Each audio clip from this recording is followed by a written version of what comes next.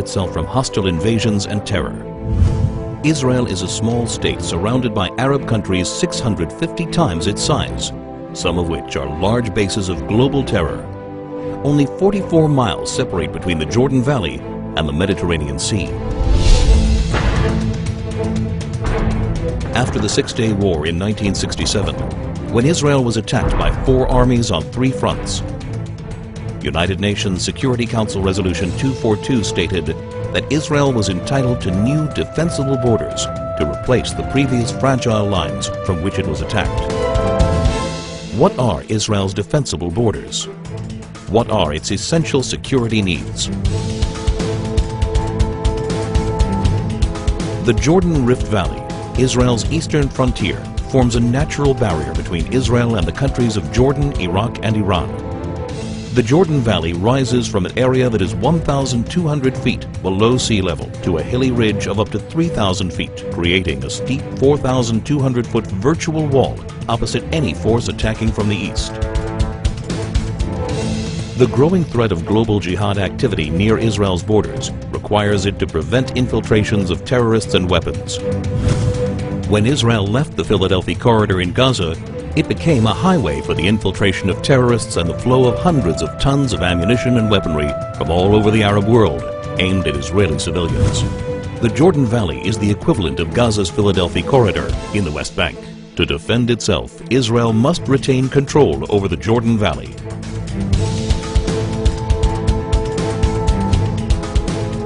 This is Israel's mountain ridge, rising up to 3,000 feet. It dominates Israel's major coastal cities, where more than 70% of its population, 80% of its industry, and all of its airfields and seaports are located. Missiles launched from the Judean hills pose an immediate threat to Jerusalem, Israel's capital.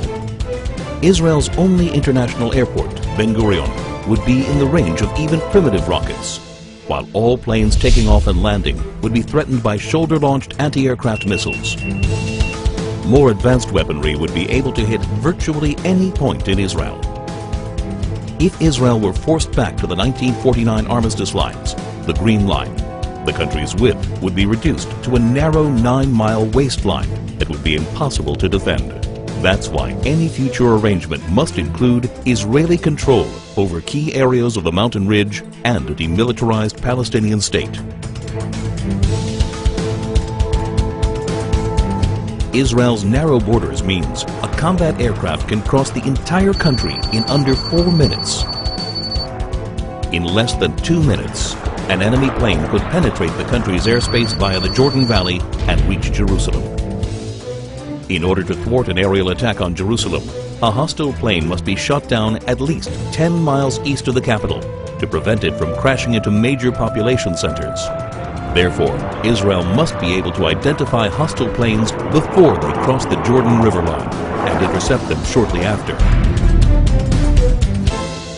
To defend itself, Israel must control the airspace over the West Bank. Israel's transportation arteries, and in particular the Trans-Israel Highway, enable travel and connection between Israel's regions. They also assure the mobility of the Israel Defense Forces in case of attack. Protection of these vital arteries is essential in order to ensure that 1. Civilians aren't victims of terrorist gunfire. 2. Regions of the country cannot easily be cut off. 3. The mobility of Israel's defense forces is not hindered in the case of invasion. To defend itself, Israel must control its main arteries of transportation.